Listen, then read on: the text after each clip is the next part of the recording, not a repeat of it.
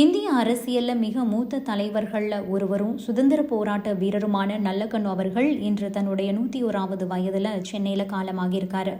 80 ஆண்டு கால அரசியல் போராட்ட வரலாறு கொண்ட தோழர் நல்லக்கண்ணு கடைசி வரைக்கும் மீசை வைத்துக் கொள்ளவே இல்லை. அந்த மீசைக்கு பின்னால் மனதை உழுக்கக்கூடிய ஒரு பின்னணி இருக்குது. அது பலருக்கும் தெரியாது. அதை பற்றி பார்க்கலாம். சுதந்திர போராட்ட வீரரும் இந்திய கம்யூனிஸ்ட் கட்சியுடைய மூத்த தலைவர்களில் ஒருவருமான தோழர் நல்லக்கண்ணு அவர்கள் தூத்துக்குடி மாவட்டம் ஸ்ரீவைகுண்டத்தில் 1925 பிறந்த இவர் மாணவர் பருவத்திலிருந்தே சுதந்திர தாகம் கொண்டவராக இருந்திருக்காரு. 18 வயதிலேயே வெள்ளையனே வெளியேறு இயக்கத்தில் பங்கேற்றவர். தொடர்ந்து கம்யூனிஸ்ட் கட்சியில் இணைந்து ஒடுக்கப்பட்ட மக்களுக்காகவும் விவசாயிகளுக்காகவும் குரல் கொடுத்தவர். 1949 நெல்லை சாதி வழக்கில் கைது செய்யப்பட்டு ஆயுள் தண்டனை பெற்றார். 1949 நெல்லை பாளையங்கோட்டை, வேலூர் மத்திய சிறைகள்லாம் அடைக்கப்பட்டவர். கம்யூனிஸ்ட் கட்சி மீதான தடை நீக்கத்துக்கு பிறகு அவர் நீதிமன்ற தீர்ப்பின் மூலமாக விடுதலையானார். தொடர்ந்து அரசியல்வாதியாக மட்டுமில்லாமல் ஒடுக்கப்பட்ட ஏழை எளிய மக்களுக்காகவும் விவசாயிகளுக்காகவும் குரல் கொடுத்தவர்.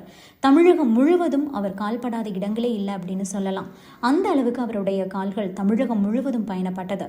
இறுதி மூச்சு வரைக்குமே எளிய மக்களுக்காக குரல் கொடுத்தவர் நல்லக்கண்ணு. இந்த நிலையில தான் தொடர்ந்து உடல் நலக்குறைவால அவதிப்பட்டு வந்த அவர் சென்னை ராஜீவ்காந்தி அரசு மருத்துவமனையில் சிகிச்சைக்காக அனுமதிக்கப்பட்டிருந்தார்.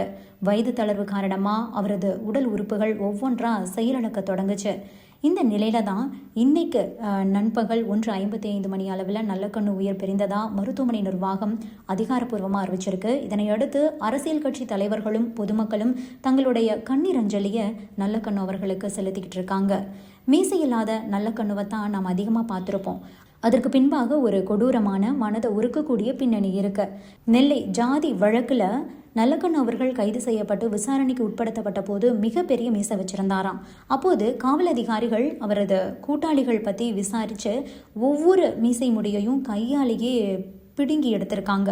ஒடுக்கப்பட்ட மக்களுக்காக நீதி கிடைக்கிற வரைக்கும் தான் மீசை வளர்க்க போகிறதே இல்லை அப்படின்னு முடிவெடுத்த நல்லக்கண்ணு கடைசி வரைக்கும் மீசை வளர்க்கவே இல்லை அப்படிங்கிறது மனதை உருக்கக்கூடிய ஒரு சோகமாக இருக்குது.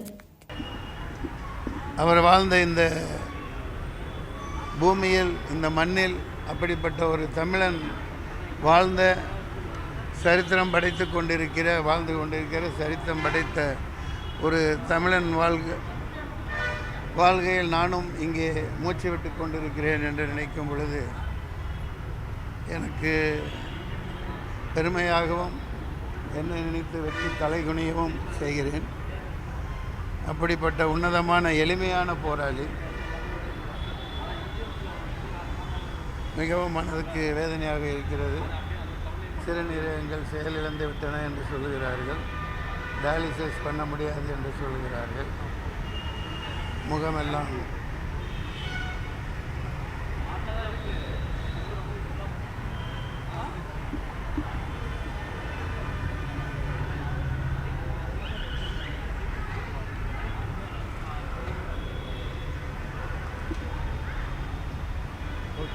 கருத்து, முகம் கருத்து விட்டது.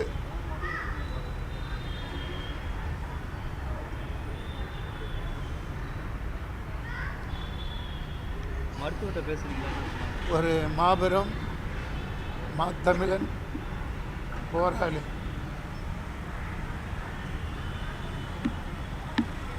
அவருடைய அர்ப்பணிப்பு